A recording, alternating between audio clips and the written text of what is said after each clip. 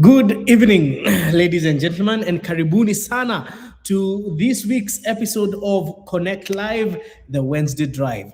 And this is where we answer all your car-related questions. Karibuni sana, karibuni tena. Sorry, last week we didn't have an episode sababu homa imenifanyia ile kitu. And as we start off, I would like to remind you guys something. This coming weekend, from Friday and to Saturday, the 10th and 11th of July 2026, we will be there. Oh no, we will be at Eldoret, Neon Mobility Eldoret. And what will we be doing at Neon Mobility Eldoret? We will be having a clinic for all vehicles. In fact, just to specify how this clinic is going to work, we are going to be giving a free diagnostics check and a free mechanical check for everyone at no cost at all. We're also going to extend this clinic to more of a seminar whereby you get to learn one or two things about your vehicle. So karibuni sana, and you know how we start the show. You tell us where you are watching us from na unatuma salamu. I can see ndio watu wanaingia, so we can start we can start by telling us where you are na unatuonea wapi. And today I'm filming from Donga Casper. Behind me pale kuna Lexus LX600, nyuma yangu kuna Toyota Hilux, pale kuna Jaguar pale. On this other side, you can see a Harrier and a Toyota Yaris. The Jaguar is behind me, the blue one pale. So, yes, thank you so much for the continued support. Mmeendelea kutupatia hapa Donga Casper. All these cars have been brought for PPF installation. After I installed the PPF on my Mark II, watu wamejitokeza wengi pia kuweka kwa gari zao. So it doesn't matter how old the car is. As long as it's in mint condition, you can protect it by using a paint protection film. Na you see, PPFs ziko mara tatu. Kuna diamond, kuna gold na kuna platinum. So kulingana na mfuko yako, you can get a good discount. Also high quality tint. Hapana wekewa tint yenye lazima ukate hapa kwa kioo ndio uweze kuona nyuma. No, they are also offering some very good tinting services here. So you can visit them. Wako hapa Kiambu Road, Runda, just behind is Prestige Motors. So I think hiyo ni brief. So first brief, clinic ya Eldoret for your vehicles, free diagnostics check na pia free mechanical check. So from Friday 9 a.m. all the way till late. Alafu sasa Saturday from 9 a.m. all the way till late. Watu wa Eldoret tutakuwa kwenyu, na asanteni sana watu wa Eldoret for supporting Neon Mobility. So wacha niingie kwa salamu by the way you can officially start asking questions as I go through the salams. Muriuki Marigi aka Muriuki wa Pajero is with us here. Muriuki is a gentleman who has a very good Pajero Mark 1, but recently alisema anataka gari ndogo ya kuzunguka nayo tu hapa na pale na highway driving. Akaenda akanunua gari mzuri sana. It's a 110. Anasema mafuta inakunywa kama hybrid. Thank you so much Muriuki for always being with us here. We appreciate you. Lil Labs is saying that the people of Lodwar are inside. Thank you so much to the people of Lodwar. Salimiana pale Crado Hotel. Huyo jamani rafiki yangu sana, his name is Bistamboro. Na pia nani mwingine najua hiyo maeneo ya Lodwar. Pia unaweza salimia wadau wote wa Quick Shuttle, wale wanatumia Nissan NV350 kupiga hiyo terrain. Wawero Maina is typing while deleting. John Moa is saying locked in watching from Nanyuki. I've been your fan since 2021. Thank you so much John, nashukuru sana. I'm honored and we'll keep on doing this till tuzeeke bana. Lazima tuendelee kupass hii information. We have Wawero Maina saying hello Mr. CK, good job sir, live from Ruaka. Asante sana kutoka Ruaka. Peter Kingori is saying VP CK Kings here. Niko locked from Odhaya. Watu wa Odhaya pia wako ndani. Odhaya pale salimia. I have good friends pale wa sako inaitwa Mawat. Unajua kitambo nilikuanga kwa hiyo sekta ya matatu. So hiyo jeshi yote ya Mawat jeshi ya Nakon Sacco wasalimie sana pale Udhaya. Duncan Dirango is saying, how are you, Chief? I'm very fine, Duncan. We have John Moy is asking, what's your take on the Nissan Tiana J32 2.5 liter? It's a very comfortable vehicle for starters. However, it is very thirsty. That is one thing I'll tell you. It is very, very, very thirsty, and it has a very sensitive suspension setup. But all in all, sometimes it can be sluggish because of the CVT gearbox, but it's for comfort, your gari iko sawa sana, but you're going to suffer mostly from fuel economy. Mulu Harrison is saying, how are you, CK? I'm very fine. Also, we have Michael Dirango is saying, hello, Meru inside.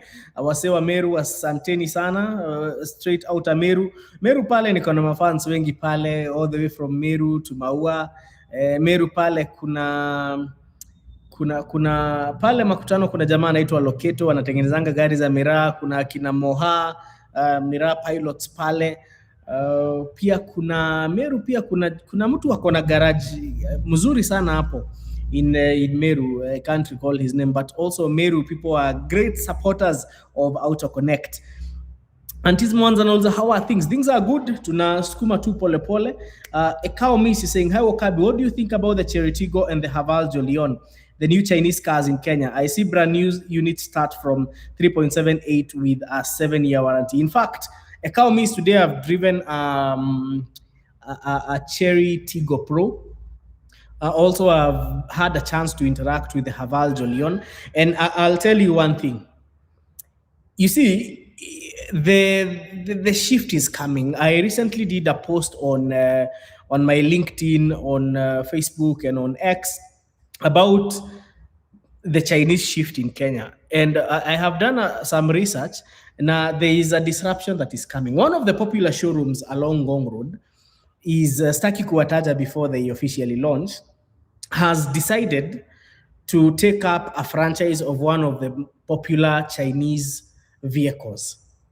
Yes, Staki Kuwataja ni brand gani, because they are still in the preparation stages. So they will be selling these Chinese SUVs alongside hizi magari tuna import zikiwa 8-year-old from Japan. So that should tell you something, because you find that the price of some of these cherries is around 3.78 million Kenyan shillings for a brand new vehicle, and the price of a 2020 Toyota Harrier, the XU80, is close to 5 million. So you're getting a vehicle with a 7-year warranty, brand new, and you can also choose. You have and for for the price of an 8-year-old used Japanese vehicle.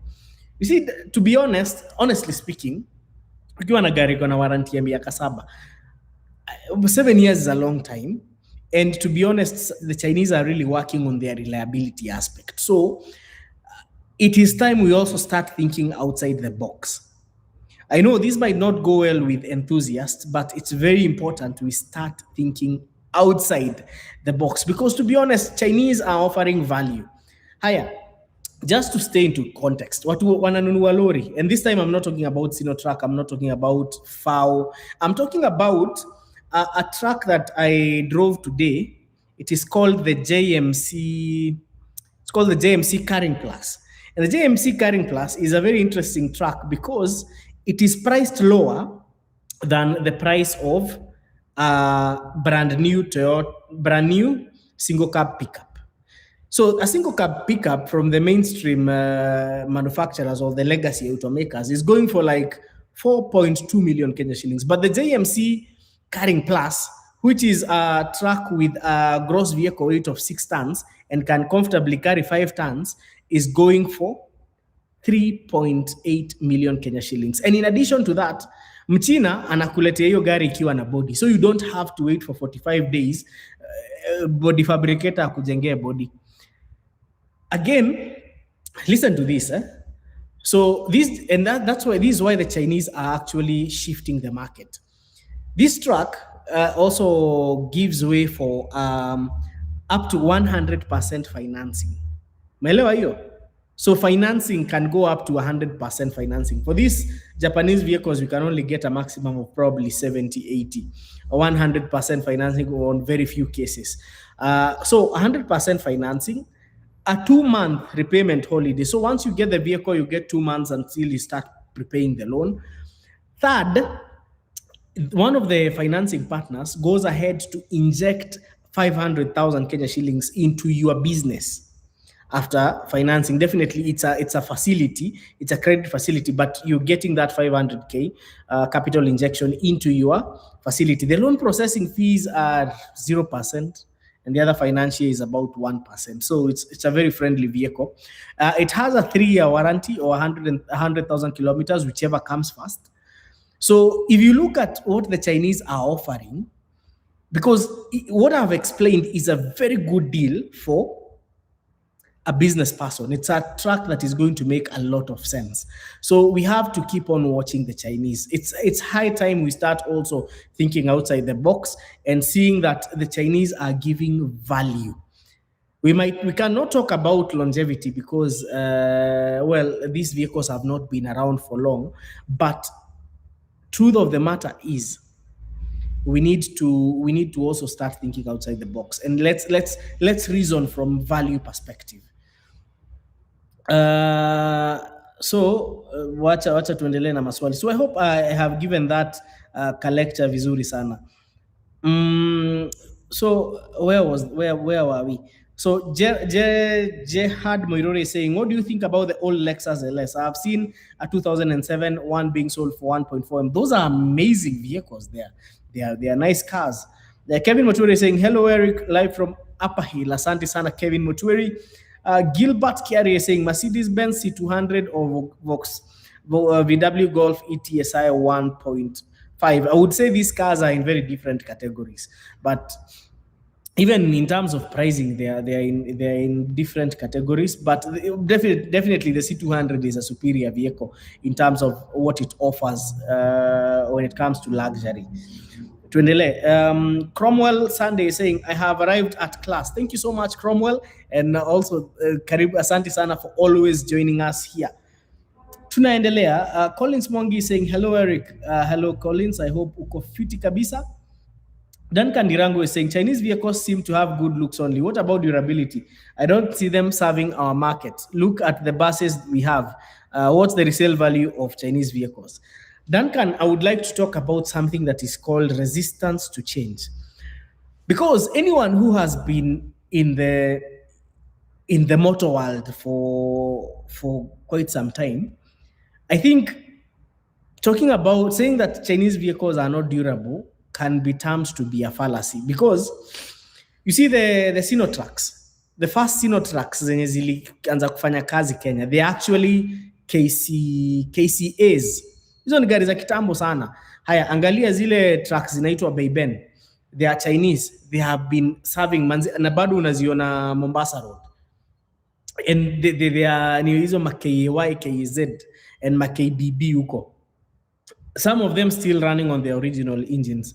The other thing I would like you to see is, or to understand is, the Chinese are very good at market research, and they take time to understand a market. They take time to improve their products, because yes, there were some vehicles that were Chinese and they were terrible. But right now, you should know that the Chinese are also on a global race. If you look at the warranties they are given, like Cherry, Iya Kaetano, they are giving a 7-year warranty. I don't know who would give a 7-year warranty for a vehicle they know won't last 3 years. So we have to accept that, one of the reasons why humans, we don't really understand. Let me humans, Kenyans, we don't like thinking outside the box, because look at it this way. One is giving you a warranty of 7 years. 7 years. 7 years is a long time. That's 3 years less of a decade. And even Toyota does not give a 7-year warranty. So that's a very ambitious warranty plan. And I don't think there's anyone who would give such a warranty plan. Okay, look at BYD. BYD is, I would say, one of the most advanced automakers in the world. And they are building cars that whose technology is up there. You see, we are shifting from the days when you would have non-interference 7A engines. And one thing that the Chinese have perfected, have perfected PHEVs and electric vehicles. So continue, and I would only say that anyone who is in the Kenyan market and is ignoring the Chinese, mutasafa because the Chinese are here to stay. They have learned the art and they have taken a very long time. I would like you to go and watch a documentary about the history of Chinese automakers. These guys have come from far. Na kusema wase wajui chenye wanafanya would be something that I would term as a joke, because the Chinese, their technology is up there. And one thing, if you haven't realized, umeona hizi lori zao, some of these trucks are even, they are more functional compared to even the Japanese counterparts, and you can see them on the roads. You see, once you see these companies going for Chinese fleets, it tells you something, because one thing, shida yetu ni kuchanganya emotions na vitu zinahitaji logic. Because look at it this way, if for instance Mark 2 yangu iko hapa nje, if I would find a vehicle that is more efficient and a vehicle that is, I know, a brand new vehicle, hata ikuwa unreliable namna gani, you will use it for 5 years straight. So it might even serve you better than a Japanese import. Classic case study. Back in the year 2000 and Kibaki aliingia 2002. Around 2004, Chinese motorcycles started coming into Kenya. Watu wakasema, hizi bike hazita last, hizi bike ni takataka, hizi bike si durable.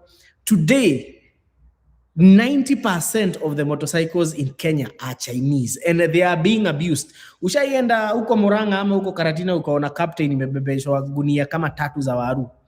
And it has survived for like 5 years. Haya, let me address the issue of resale value. Resale value is affected by so many terms. You see, you don't expect, and Kenyans are funny people, because resale value is mostly perception. But once those vehicles zikuwe mingi kwa barabara, you will see the resale value will also spike. Once there is a consistent after sale support, once that vehicle has become common, people will, in South Africa, guys are buying used Cherries, used Havals. The last time I was there, and these vehicles are fetching a very good price. The used ones, like mtu ametumia anataka kudispose, and they are still fetching a good price. So, and I would not say that we should worry about resale value. The only person who should worry about resale value is a car dealer. The other thing I want to tell you, before you downplay these Chinese vehicles, remember when these Chinese vehicles started coming into Kenya, nobody wanted to finance them. But right now, NCBA, Stanbic, wana finance hizi magari za Mchina. So you see, a bank would not go and finance a vehicle that will last 2 years alafu ifail. No, banks do proper background check. So if you see a bank is willing to finance that Chinese Haval, that Chinese Cherry, they know what they are doing. They know that Chinese Jetua. I'm telling you guys, the Chinese are coming, and they are coming in hot. So it is either you reform ama ubaki kwa mata. Especially, and this is going to car dealers. Car dealers, simeona watu wa Ngong Road wameanza kuchukua franchise wa China. Second, people. So car dealers na car salesmen start adjusting early enough. Second group of people, mechanics, start adjusting early enough. And that's why in Eldoret at our garage, Neon Mobility, we are trying to be a modern garage that supports alternative fuels. And that's why we are so big on hybrid vehicles, because the future is here. We cannot, hatuwezi ishi kwa ile age ya kusema ati Toyota 110 ama Toyota 100 ama Toyota 90 ni gari mzuri. Yes, ni gari mzuri, but zimepitwa na wakati. We are living today, we are not living in 1998. Sawa sawa. Wacha tuendelee. Fearless Minds is saying VPCK live from Ruiru Kamakis with 450k. What can I get from the small family? Na sio kibakuli. Unaweza nunua Toyota Corolla 110. You can get a good Nissan Tida in good condition for that price. If you're looking for a newer car, you can also nikisa kuambia uende Mark 2 sababu ya hiyo statement ya fuel economy, but a Corolla 110, the Nissan Tida, those ones see vibakuli, they should be somewhere mahali, because they make a lot of sense. They are also very easy to maintain and very straightforward.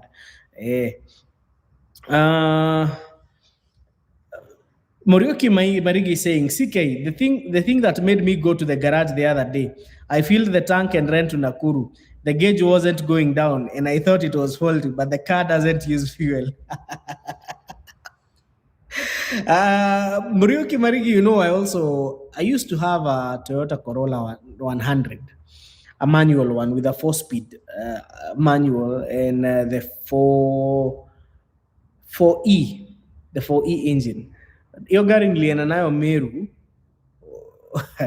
I went, and by the time, you see, I filled the tank, na by the time nafika Chuka bado iko pale kwa F, hadi naanza kushangaa, doesn't this thing work? And trust me, so that time I had a Toyota Corolla 100 with a manual transmission. My elder brother, whom tulikuwa naenda route moja, had a Toyota Axio. It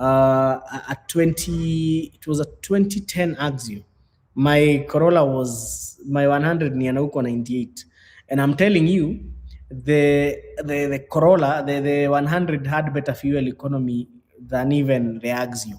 So sometimes it also makes us question whether where we are going in terms of, unajua inakaa kama tuna evolve, lakini back then we still had good fuel economy yenye inaweza match gari za sahi. I know that's a very, it's a very, what do I call it? It's a very controversial topic, but it's the new kweli zingine tunasema in whispers. Collins Mwangi is saying the Chinese are now building reliable cars which are very high tech compared to Japanese and European cars. Chinese are now taking over our market everywhere and even in the Middle East. Yeah, Collins Mwangi, that is very true. And last evening, I was watching a very interesting documentary about, South Africa is big on the Toyota Hiace van, but there is a certain company from China that gari zao zimeanza kukubaliwa huko as to be used as matatus. There wanaziita taxis. So it's something that we should also be looking at very keenly. Tunafaa kuangalia hiyo kitu sana. We proceed. Mulwa is saying, CK, talk to me about the Mercedes-Benz E-Series, E200, E250, E350. I like the 2014 design sana, not as curvy. Any issues with that year and price point? Now, the Mercedes-Benz E-Series sits between the C-Series and the S-Series. And my favorite version of the E-Class is the W212 with the 3.5 liter V6 petrol. If not that one, it's still a W212 with the OM656, the 3.5 liter straight 6 diesel. Those ones, hizo ni gari zilikuwa fiti sana, vehicles I loved so much, but I loved the one with the twin headlight. Here 2014 ilikuwa twin head, no, 2016 ndio zilianza there was the facelift, but 2014 I think it still had the twin headlight, if I'm not wrong. So C-classes are good vehicles, and I also prefer the W212 generation because the 213, but also if you were to look at build quality, basically the ugliest of the E-series was the W210. Yes, yogopangi kusema, but it was loved by wababas. But the all-time, my all-time best E-Class is the W211 and the W212, but not all the W212s. The W212 before the facelift, ile ilikuwa na twin headlight. Those were my favorite C classes, and they are not vehicles I would siwezi mind kuown anyway. I'm a fan of sedans, especially semi-luxury and luxury sedans, long ones. Kama that's why I drive a Mark II. If I would dispose the Mark II today, I would probably get a Crown S200. Uh, these long sedans, these long Toyota sedans are just they are very addictive. Inafanyanga uingie gari ingine usikie kama ni wheelbarrow. Yeah. So Kevin Wekesa is saying, kindly review on the Mitsubishi Outlander PHEV compared to Defender 130 and 163 Patrol in terms of safety, fuel efficiency, value for money, reliability, off-road capabilities. Kevin Wekesa hapa anaona kama umepotea sana, because you cannot put a Mitsubishi Outlander kwa hizi gari mbili. It's like comparing Gashao to Mike Tyson. Surely you cannot do that. You cannot do that. Not even to Mike Tyson. It's like comparing Gashao to Muhammad Ali. So PHEV haifai kuwa hapa. This is not even a comparison I can do, because it's totally out of place. 130 Y63. Now, okay, hata see, it's not this one that is, it's not the only one that is out of place. You see, the Patrol Y63 is also out of place, because if you are comparing the Defender 130 and the Y63, these are vehicles that are built for totally different purposes. So I would Kevin Wekesa, I would prefer not. Even the budget range is totally out of place. So I will opt not to compare these vehicles, because from a point of being a motor vehicle enthusiast, and also from a journalistic perspective, it might not be a very good comparison. Gerard Moirori is saying, one of the Chinese cars, what does 7 years warranty mean? Watafanya service and fix other issues. Kazi yangu ni kufuel. Apana. Warranty doesn't mean that they are fixing. Warranty means if that vehicle has a factory defect from either the engine or the transmission, unafaa urudishe kwa dealer. Sawa. It doesn't mean that they are going to fix anything. No, for free. Apana. So Harmless Level is saying, Eric, talk about how the Lexus LX600 is depreciating a lot. Thought it would hold its value longer. No, Harmless, I don't think it's depreciating. I only think it is because of market forces. This is because, and it's not only affecting the LX600. This is something that cuts across all the luxury vehicles, especially the LX600, the Land Cruiser LC300, the Prado J250, the new Defender.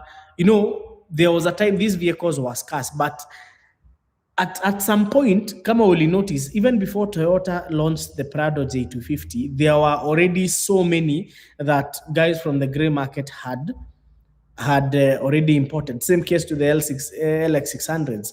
Just after launch, mi niliona ya kwanza Mombasa, barely a month. No, I think it was a month after the LX600 was launched in the global market. Like a month or two, niliona moja Mombasa ya white. So wase walizileta sana, and unfortunately, that once there is an oversupply, what does that do? It inaangusha bei. So that is one of the reasons why unaona zikidepreciate. Alafu luxury vehicles are known to depreciate quite fast, because they can only be afforded by a few people. Peter Kingori is saying, what's your advice about the Mazda 6 manual diesel compared to a petrol one for short distances, long distances, maybe once a month? If you want to have fun, go for the diesel. If you want reliability, go for the petrol. That is one thing I'll tell you. For the diesel, you're going to have a lot of fun driving kwa barabara. Hiyo gari itakubamba, utafeel fiti sana ukiendesha hiyo ndai. So, but if you want to have a feel of power, sportiness, the diesel will do that trick. But if you want reliability and simplicity, the petrol. Abiwa petrol, it's very reliable. Martin Nyaumba is saying, I dress her up completely.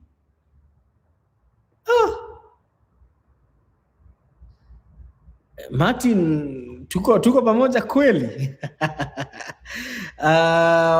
Bananas on Tuesday is saying, would you buy a Mazda MX-5 in Kenya? Why not? Uh,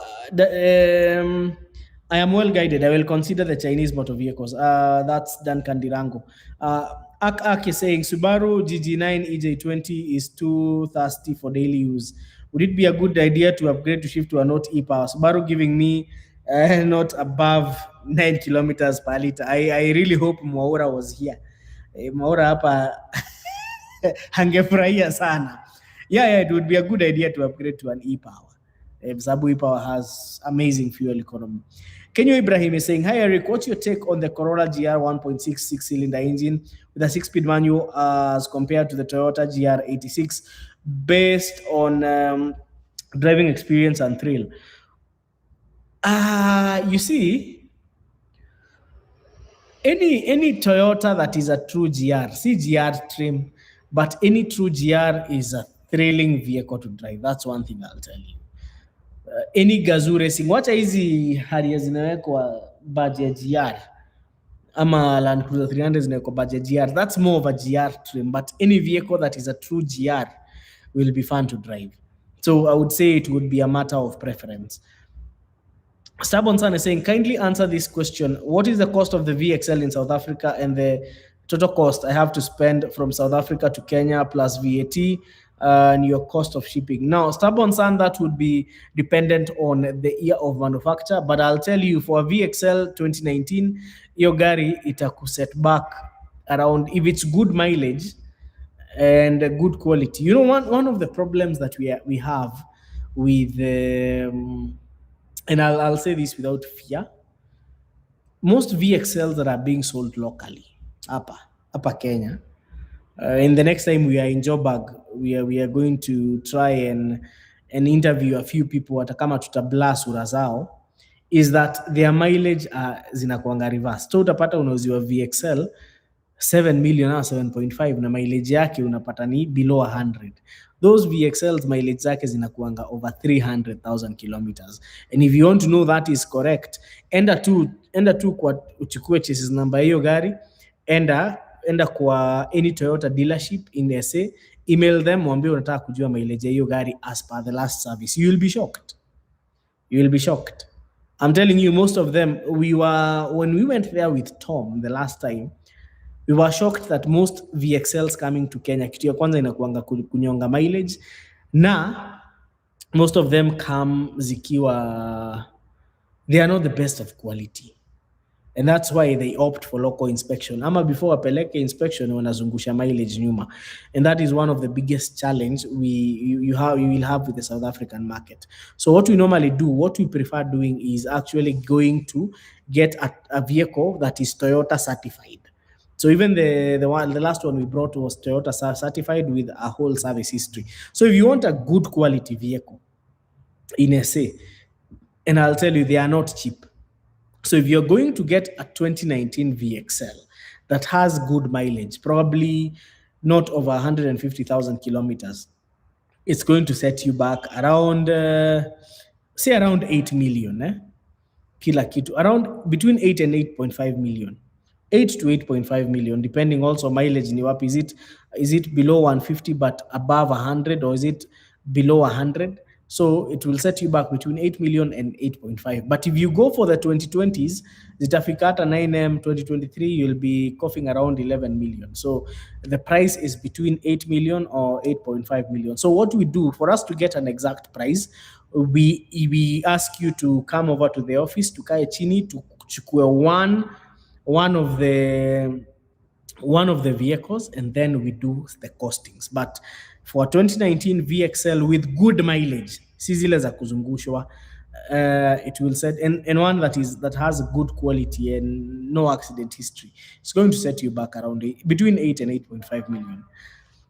The human build anasema, hello Eric, present, watching from Gatanga. The shift to Chinese is inevitable. Makes so much sense on multiple levels. Exactly. That's exactly my point. Stubborn Son is saying, can you get a VXL in Kenya which is in good condition like that of South Africa? Yes, you can, because the VXLs in Kenya are mostly sold by Toyota, Sifao by Toyota. So ukipata, most of them are sold out, zinatumika na watu, zinatumika na serikali, politicians. So ukipata safi, unaweza pata safi pia Kenya. But I don't know what you meant by ama yenye ishaletwa. Yenye ishaletwa, to be honest, ni tricky. To be honest, ni tricky. I'll give you a very interesting story, and I hope I'm allowed to give it here.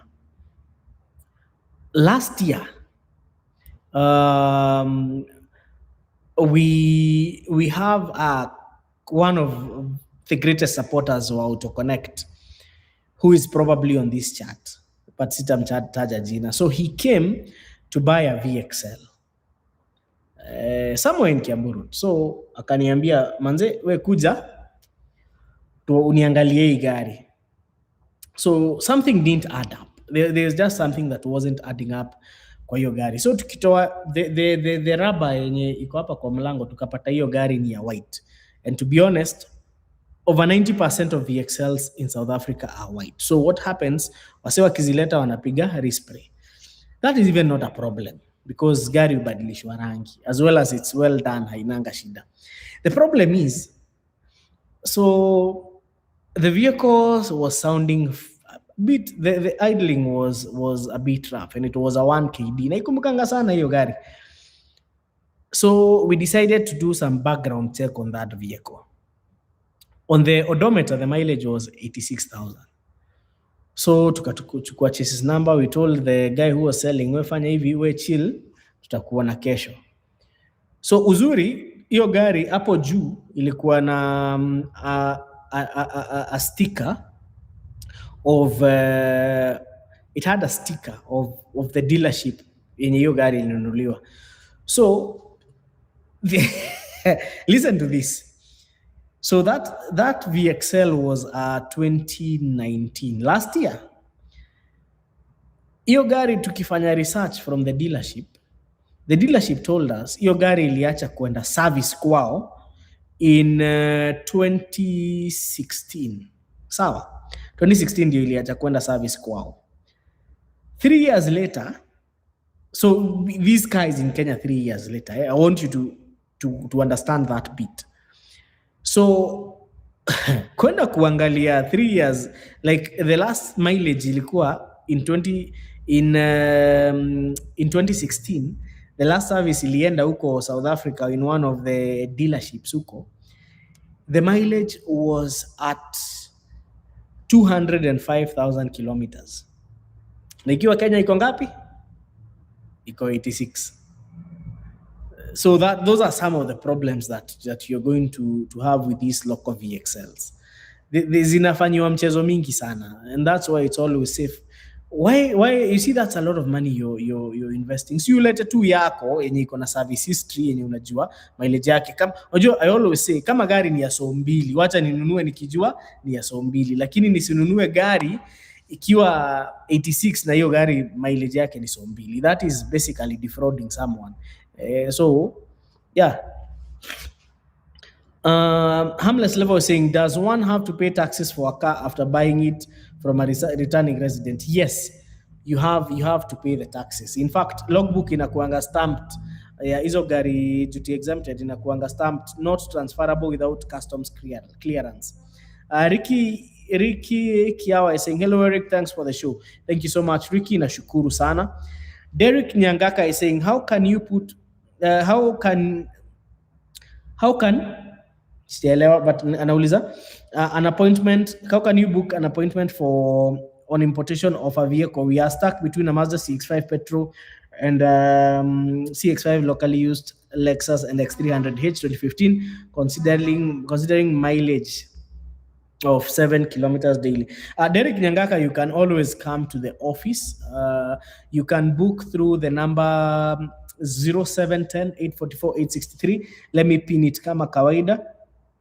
0710 844 863. I'm pinning it on the comments so that you meiona hapo chini. Let me just pin it. Okay. So it's pinned there.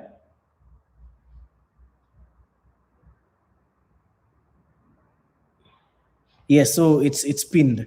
So hapo tuko sawa, Uh, so Derek Nyangaka, just drop a WhatsApp message to that number, and we'll get back to you. Hii weekend tutakuwa Eldoret for the clinic at our garage Neon Mobility, lakini from Monday tuko kazi kama kawaida, and you see our office hours are very flexible, so just drop a WhatsApp message na tutakusort. Mr. Motiso is saying Mitsubishi RVR versus Honda Vezel. Which one should I go for in terms of price and reliability? What Mr. Motiso, I would like to know what year of the RVR and the Vezel, because the year of manufacture matters a lot. And also we need to know if it's the Vezel hybrid or the Vezel non-hybrid. Okay. Monsorina is saying, Jabo Sike, skiza hii quote, reliability is overrated. If there is no risk of being stranded, there is no reward in arrival. Hii ni wisdom ama ni kujichocha. Kwa watu wanapenda adventure, hiyo ni wisdom. For the people who build cars, you know, people who build cars, people who are into project cars, what makes project cars exciting is the fact that sometimes you'll get stuck on the road. Hiyo ndio utamu ya gari ya project, but ukishapata familia unanunuanga gari ingine hapo yenye unajua mkitaka kumove na familia peke yako unachukua kiproject. Juu utamu ya project ni unatengeneza inaharibika, unatengeneza inaharibika. So Derek Nyangaka is saying, on the above, 70 km daily is commute to and fro work 6 days a week. Derek, I would ask, why would you prefer to buy a locally used hybrid when you can buy a foreign used CX5? Food for thought. But book your consultation so that we can get to meet and talk more, so that we can also weigh the perspectives. Yakuza is saying, for the Asante Sana Yakuza, I'm very grateful for this. Chris Mondo is saying, good evening, Eric Wakabi. Would you recommend me to buy a Nissan E11 for a first-time car buyer, or the Nissan Tida as well for a first-time car buyer? Which one is better looking for reliability? If you were to place a Note 11 and a Tida would make much more sense because it's bigger, it's more practical, and it's more or less the same powertrain and the same drivetrain. So Tida makes more sense, and you're going to get them for more or less the same. The same price. Hazijachana sana. Yakuza is saying, subscribe to the channel. Asanteni sana, please do subscribe to the channel. Stubborn San is saying, VXL 2023 hiyo itakucost around between 11 to 12 million. Yakuza anasema support the channel. Stubborn San is saying, I will come. Thanks man, karibu sana Stubborn San.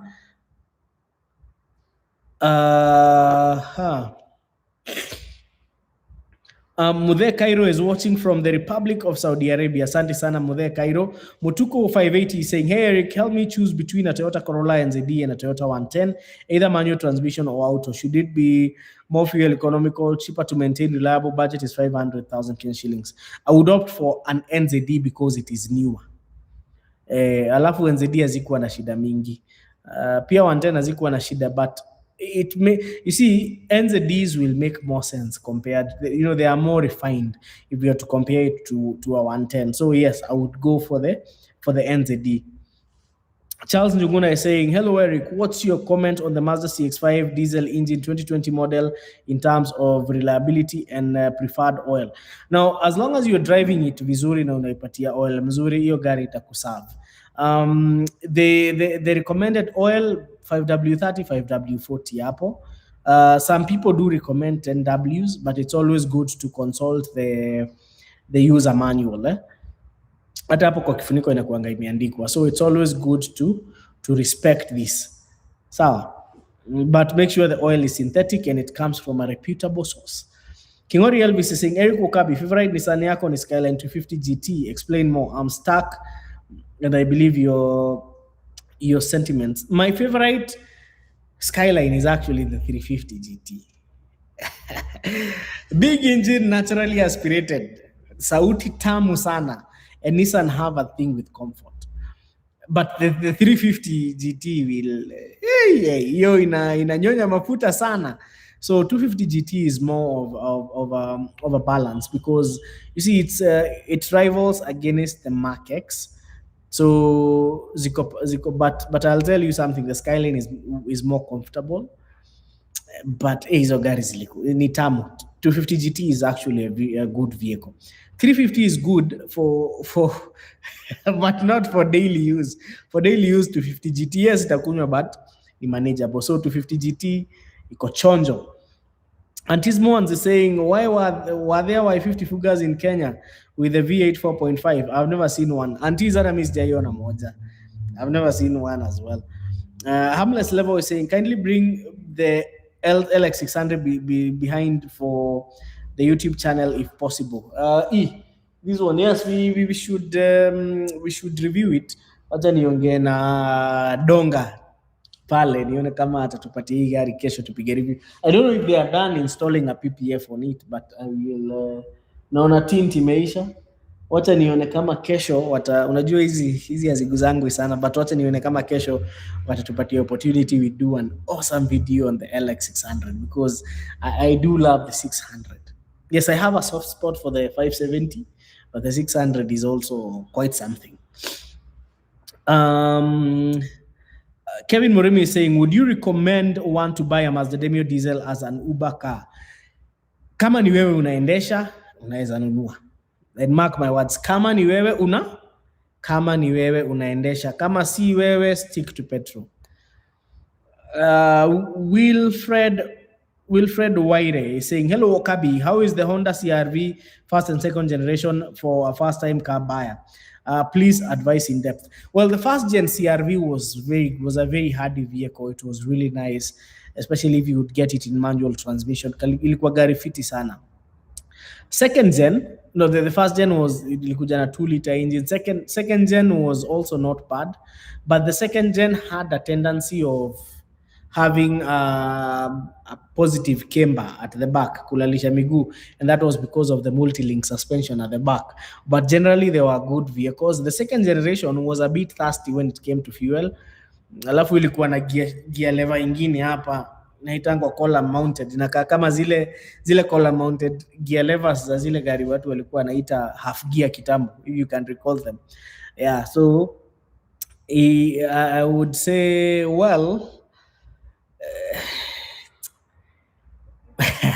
your gari, the second gen, first gen versus second gen. Now the problem with the first gen is availability of parts. Sometimes these parts disappear, especially for the first gen, especially ukipata manual alafu itisha clutch, hiyo clutch utatafuta kidogo.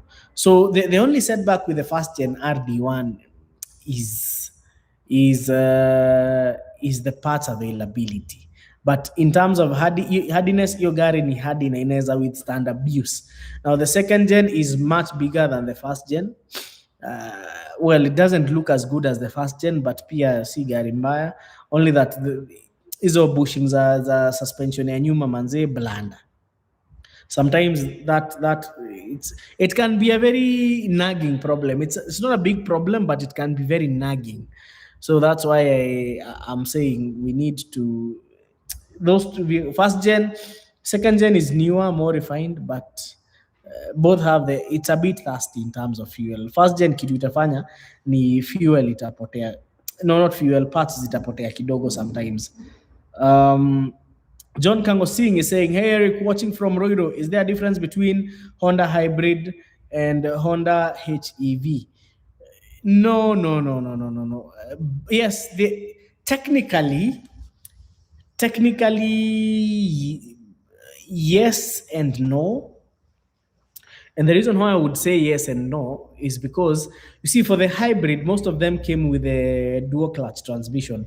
That was from the year of manufacture 2014 all the way to around 2019. 2020 hapo kulingana ni model gani. But the ones with the Honda HEV, like the new Vezel, the new Fit, it actually means hybrid electric vehicle, and most of them are coming with the ECVT. So if you look at them from a technical perspective, there might be a significant difference, but it's just a fancy way of packaging their hybrid vehicles. Pamoja. Robert Katina is saying a friend has just acquired a Sprinter KAV, should be 2004, and converting it from auto to manual. What problem should he expect? One, there are the so-called teething issues. Sometimes before perfect your match, sometimes itakunini itakusumbua kidogo, itakuwa tu issue kidogo, mara sijui hiyo kiti imefanya nini, mara gia zimekuwa ngumu, but it's a possible swap if he has a mechanic who knows what he's doing. It's a straightforward swap, although do not expect that ile siku itatoka garage itakuwa problem free. No, lazima ikupigia viboko siku kama mbili, alafu mambo ikuwe sharp. So harmless level is saying tell Donga we will fuel the car. Shida gari si ya Donga, gari ni ya customer wetu. Sitaki kumtaja sana, but nita organize, relax. Hata I can see Mr. Donga bado hajaenda nyumbani, bado uko ofisi pale. I'll talk to him. We'll find a way. We always do. Sawa sawa. Duncan Dirango is saying, why not consider doing a comparison of the LX600 versus LX800 on YouTube channel kindly. And the LX800 sasa shida ni tutatoa wapi? Tutatoa wapi 800?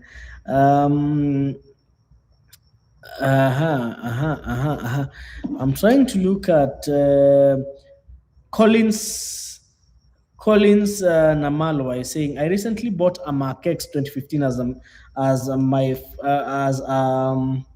my first time car. Just a moment. Yes, I recently bought a Toyota Mark X 2015 as my first time car, and I'm already loving it. Very comfortable, good road presence, and all spacious inside, and fuel economy isn't bad at all. Yes, 2015 is the GRX 130, and I've said this time and again, GRX 120 yes ilikuwa zinakunywa, but GRX 130, the fuel economy is not as bad as people put it. So congratulations on your new ride, Mr. Collins Namalwa. Kaizen Mark is saying, hello Wakabi, I don't want a Prado. I saw a Pajero Shogun 2005 Exit Immaculate. Will it vlog me? Hey. Iko na engine gani? Tell us which engine it's running on. Just hoping it's not a 4M40. But for those Pajeros, sometimes you really need to look. You really need to inspect them thoroughly. They can show you shege, they can show you bad things. They are very good when they are zikiwa sawa zinakuanga fiti sana, but especially kutana na mechanic hajui Pajero vizuri, noma.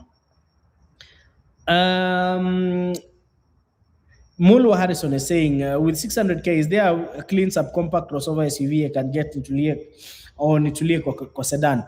Not unless you're getting the Nissan X-Trail T30, Tulia kwa sedan kidogo. Stephen Kahumbu is watching from Matasia. Good stuff, enjoying the class. Asante sana Bwana Stephen from Matasia. Asante sana. Tuendelee wapi? Twende wapi? Ken 580 is saying, hey Eric, how is the Toyota Corolla NZD manual transmission compared to the auto one in terms of reliability, fuel consumption, maintenance cost? People say the manual transmission is lazy. No, it's not lazy. Ni watu hawajui kuendesha manual. Huyo ni mtu hajui kuendesha manual. But one thing is that the auto has more torque than the manual. That is true, because you don't have so many losses because of mechanical bits. But you see, one thing I'll tell you in terms of cost of maintenance, ujue manual uta replace clutch after some time. Auto nayo lazima we service. So they are more or less the same. Gone are the days when manuals would actually have some visible difference in cost of maintenance. The only advantage na hiyo gari manual ni ati hutaombwa sana. Kingori Elvis is saying, hey, hiyo nilikuwa nimejibu.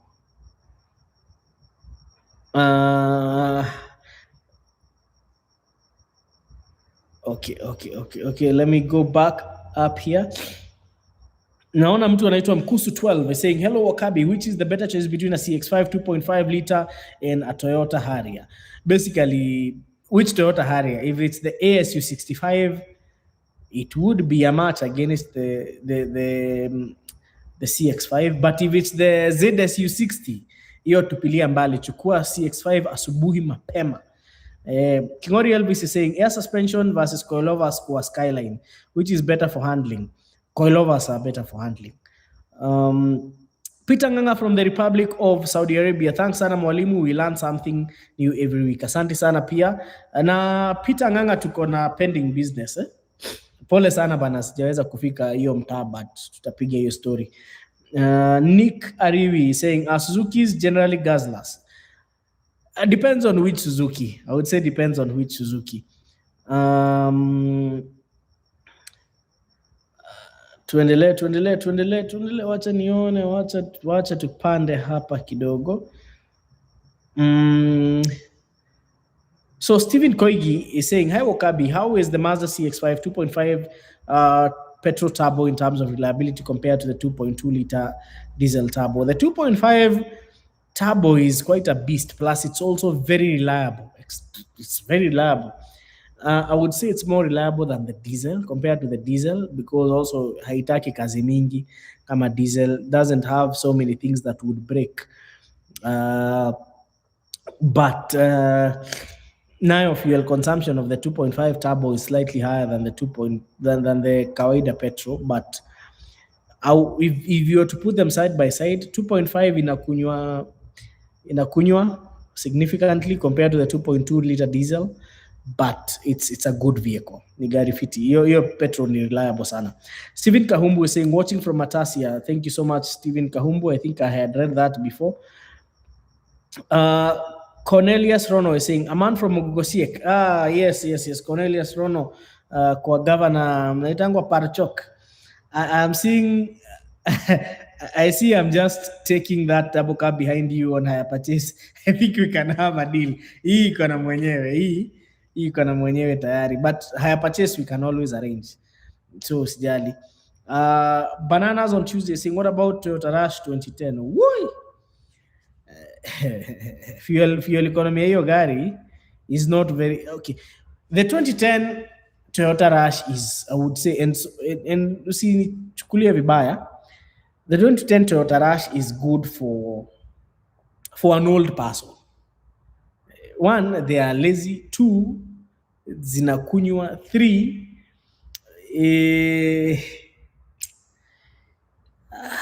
well, if you will get one that is not 4-wheel drive,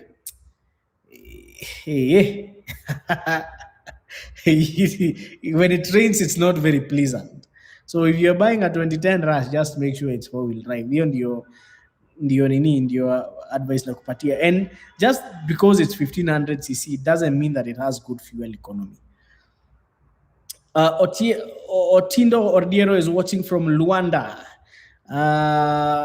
Otieno Ndiero pale Luanda, salimiana pale kwa D-Max Auto, itangwa D-Max Auto Solutions. Hapo salimia huyo jamaa sana. He's a great friend of mine and also a great supporter of the channel. Pia pale Maseno salimiana hapo, kuna base flani, you serve very good food hapo Maseno, just opposite the university. Papo Total, easy coach, you simama hapo nyuma. Luanda people are very good people, they are very friendly. Shida tu ni moja, watu wa hiyo mtaa hutusken sana. People from Eldoret and the Greater Rift Valley no, kutusken ni kufanya nini? So watu wa hiyo mtaa wanatusken sana, but they are very good people. So he's asking, how is the Camry? The Camry is one of the most reliable vehicles we have in the world. So just tell us which one, but Camrys are generally good vehicles. Safari with okay. Ken Kama was saying, hi Eric, I need a medium offset rims, 15-inch, 5s for Karina. Kindly plug it. Niandikie message pale kwa hiyo namba iko hapo 0710844863. I'll send you a number somebody who sells those rims. Safari with blessings. Hi Eric, what can you tell me about the Mazda Demio a later 1998 model, what would you recommend? Uh, would you recommend using engine honey? Engine honey ama moto honey? Well, they were not bad vehicles. They were quite hardy. Hazikuwa na mashida mingi sana, pretty straightforward. But why using motohani? Motohani unajua, if I recall sometimes back, way back when I was a young man, motohani ilikuwa inatumiwa, unaona ukipeleka gari bazaar asubuhi, na unajua hiyo gari ina burn oil. Watu walikuwa wanaenda, unainulia kachupa kale kadogo kama motohani, unaweka hiyo gari, haiwezi toa moshi. Ndio anakuja afanya compression test, aona iko sawa. But by the time hiyo gari inamaliza wiki moja, ina Tuscan sana huku nyuma, inatoa moshi. So why do you want to use motohani? Who will tell us? Let's know why you are thinking of using motohani. Kaizen Mark is saying, let me ask, the Passat 2008 good for the first time car owner? Kidogo kwanza, hiyo ni Passat mzee, inaweza kupiga viboko kidogo, inaweza kupiga kiboko kidogo. So for the first time car owner, would really not recommend it, but probably if it was foreign used, it would be a better bet. So I can see it's 9:01 p.m. exactly 1 hour. Tumekuwa ka show hapa 1 hour. Thank you guys for joining us. One thing is, it's always a pleasure for me to be here on the Wednesday Night Live, because I get to interact with you guys. We get to tunachemshana bongo. We get to talk about current issues. So thank you so much. And also thank you so much for always supporting the channel. Donga Casper are our good partners. Na tulianza hii place kama haina customer yoyote. Tukakuja tukaweka kwanza tukapeleka Makex kule Donga Car Bakery, tukapiga rangi, tukaweka PPF. Today it's good to see that we have vehicles coming, and all this, it's courtesy of you guys. So asanteni sana, nashukuru sana. And I always say I cannot do it without you guys. Sawa. So thank you so much.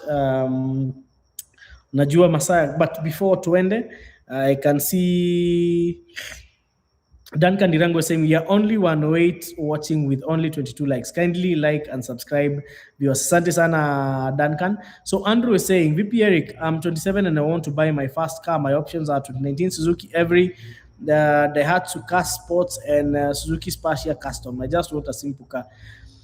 Andrew, why is the Every on that list? Unataka kufanya kazi ya matatu?